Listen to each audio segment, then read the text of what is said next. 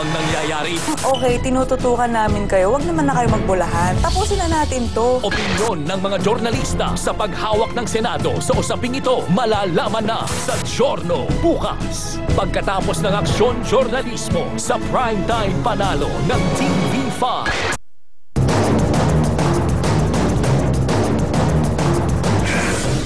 Nag-face-to-face sa isang press con sina PNP Director Roberto Rosales at ang reporter na naglabas ng balitang protektor daw siya ng mga karnaping syndicate.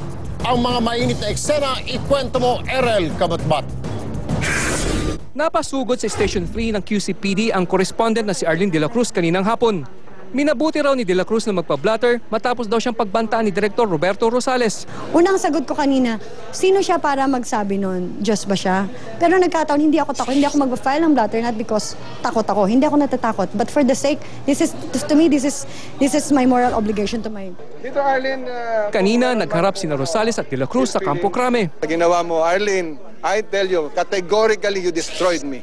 Sa istorya kasi ni de la Cruz sa pahayagang inquiry kahapon, lumabas na protector umano ng isang karnaping syndicate si Rosales at si Senior Superintendent Napoleon Cauyan. Galing daw ito sa isang intel report ng AFP. Pero giit ni Rosales, walang basihan ang ulat na ito. Sa mahigit 33 taon niya sa serbisyo, ni hindi raw siya nasangkot sa anumang iskandalo. Kung mali ang mga report ninyo ngayon, kung mali ang mga report nyo ngayon, you have to rectify your report. You have to rectify. Otherwise, sabi ko sa iyo, hindi ka makaka-recover dyan, Arlene. Never that you will be able to recover. Nakausap na rin daw ni Rosales sina PNP Chief Director General Raul Bacalso at si DILG Secretary Jesse Robredo. Wala raw silang natatanggap na impormasyon na sangkot si Rosales sa carnapping. Walang document. Ang sabi ng AFP, wala. Hamon pa ni Rosales sa mga taong nasa likod ng paninirang ito, magpakalalaki sila. Face me today. Don't hide under the news leaks. Let's go mano a mano and bring out the truth. No matter who gets hurt. Pero pinanindigan ni de la Cruz ang kanyang istorya. It's not my job to validate his involvement. In fact, the report gave him an opportunity to defend himself. Sisilipin pa rin daw ng PNP ang aligasyon ni de la Cruz, pero ngayon pa lang, inabsuelto na si Rosales ng Highway Patrol Group. Wala pa po ako nare-receive na mga ganong reports na katulad nung kay Director at kay Cauyan. Kinumpirma rin ni Espina na isang retiradong Chief Superintendent ang sentro ng kanilang investigasyon ngayon. Sabi ni Rosales, kilala na niya ang mga taong nasa likod ng smear campaign laban sa kanya, pero pangangalanan niya ang mga ito sa tamang pagkakataon at panahon. Sa ngayon, naghahanap siya ng ebidensya laban sa mga ito at para malaman na rin niya kung saan nga ba nanggaling ang intelligence report na nag-uugnay umano sa kanya sa mga carnapper. Pinag-aaralan na rin ni Rosales ang kanyang mga legal option laban kay de la Cruz at sa pahayagang naglabas ng report nito. Erel Kabatbat, News 5. Nagsalita na rin sa News 5 ang isang idinadawit na opisyal ng pulis bilang protektor umano ng mga carnapper. Sabi ni Colonel Napoleon Cauyan, hindi sila kundi isang dating hepe ng PNP at isang general ang totoong may koneksyon sa mga itinuturong carnapper. Narito ang exclusive report ni Rafi Tulfo. Kalmadong humarap sa News 5 si Colonel Napoleon Cauyan. Ang sinasabing missing link sa issue ng mga opisyal na protektor umano ng carnapping. Siya at si General Roberto Rosales ang idinawit sa issue. I think it's a very irresponsible statement or report, wala namang issue of si General Rosales. Ang alam ko lang nasa sakyan niya yung red plate at saka isa yatang kotse. Sir, kumusta po? Pero kung si Rosales inabsuelto ni Cauyan, DNA naman niya ang ilang taga-HPJ. Lalo na kung bakit nakawala ang Dominguez Brothers. 2009 daw nang mahuli ng HPG sa Cavite magkapatid. Tala raw nilang Fortuner na kinanap sa sinasabing anak ni Governor Chavit Singson. May laman daw na 120,000 euros ang kotse nang mahuli sila Dominguez. Pero sa kabila ng mabigat na ebidensya, pinakaulan daw ng Highway Patrol Group sina Dominguez. Alam sa buong Camp Crame, alam nga doon ng sila nagkakandak sila ng investigation bakit nakawala? Dating miyembro ng TMG Central Luzon si Cauyan. Naging miyembro rin siya ng anti-carnapping group ng Task Force Limbas. Aminado siyang nakuha niyang pwesto sa tulong ni General Rosales. Pero nasibak siya sa TMJ. Dahil sa sari-saring kaso, kabilang na rito ang pagiging leader daw niya ng carnapping. Sabi ni Kauyan, hindi sila ni Rosales ang dapat iniimbestigahan, kundi isang aktibong general at isang retiradong dating PNP chief na humaharang daw sa kampanya nila laban sa mga carnappers noon. Tinukoy sa News 5 ito ni Kauyan, pero nakiusap siyang wag na silang banggitin at siya na lamang babanggit kapag siya'y pinatawag sa Senado. Binahinto ako sa interview sa media at ang sinabi sa akin na kapag ako nagpa-interview ulit, kakasuhan nila ako. Opinion niya kung... Floating si Kauyan ngayon. 4 na beses na siyang inambush. Ang huli, noong 2009. Ang sabi lang niya, wala ang carnapper na maglalakas loob kung wala itong malakas na bagay sa loob. There's no such to be a protector. Nagiging protector lang yan kapag nahuli nila yung tao at binili yung kalayaan nila.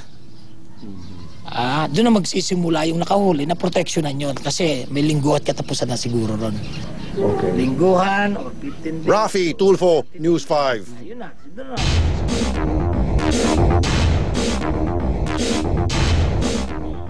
Sa iba pang mga balita, sa bunot at tadyak mula sa mga kakosang inabot na isang preso sa Mandaluyong na nagtangkang tumakas sa presinto.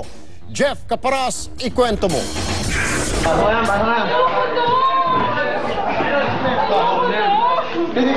Nanlalaban pa si Rowena Iregel habang pilit na ipinapasok sa selda ng presinto sa Mandaluyong kagabi.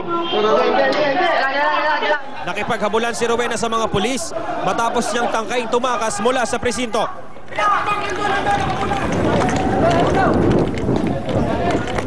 Sinamantala ni Rowena na pumuslit sa bintanang ito habang abala ang mga pulis sa ibang kaso.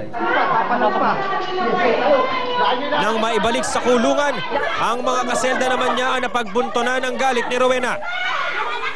Pero hindi nakapagtimpi ang mga kakosa sa pagwawala ng sospek. Kaya sabunutan at tadyakan ang mga sumunod na eksena.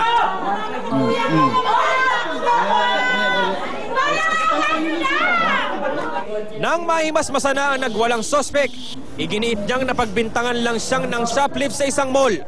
May sakit kasi akong epileptic, hindi ko po alam na sinumpong ako na ako.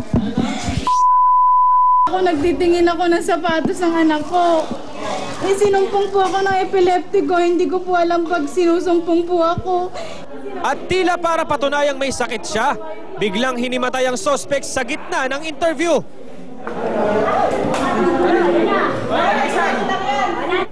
Sa huli, hindi bumenta sa mga pulis ang alibay ng sospek. Kaya sa kulungan pa rin ang bagsak niya. Jeff Caparas, News 5. Sa Mandaluyong pa rin, hinold up ng 4 na armadong lalaki ang teller ng isang lotto outlet kaninang madaling araw. Bukod sa pera at cellphone, tinangay din ng mga kawatan pati ang winning ticket sa lotto outlet. Sel Guevara, ikwento mo. Pauwi na raw sana si Zendy Ramiro kasama ang nobyo kaninang madaling araw pero bigla na lang daw silang hinarang ng 4 na armadong lalaki sa bahaging ito ng IBP Road sa Quezon City. Pagharap ko sa harapan ko, 3 baril mismo nakaharap sa akin. Yun nga yung tinatawag nilang sumpak, di 12 yun. Tapos sabi nila sa akin, ibigay mo na lang. Para sabi ko, sige, bibigay ko, wag mo lang kami sasaktan. Nagtatrabahong teller sa isang lotto outlet sa Mandaluyong si Ramiro. Kaya bukod sa cellphone at 1,000 pisong cash, tinangay rin daw ng mga suspect ang mga winning ticket at ilang dokumento. Aabot daw sa mahigit 100,000 piso ang halaga ng premyo para sa mga tinangay na ticket. Nabayaran na ng lotto outlet nila ang mga nanalo pero hindi pa raw nare-redeem sa PCSO ang premyo. Tuloy, abot-abot ang pag-aalala ng biktima sa laki ng halagang posibleng pasanin niya. Kapag may nawala po doon kahit cancel tickets, payout na tickets, babayaran po namin. Ginalugad ng mga pulis ang sinasabing pinagtakbuhan ng mga suspect pero bigo silang mahuli ang mga ito. Pagdating nila doon sa area, may mga taong nagtakbuhan. Ngayon naman, hindi naman natin masiguro kung yung mga tao na yun nagtakbuhan, sila na yung mga suspect natin. Nangako naman ang mga otoridad na muling magsasagawa ng operasyon para mahuli ang mga suspect. Cel Guevara, News 5.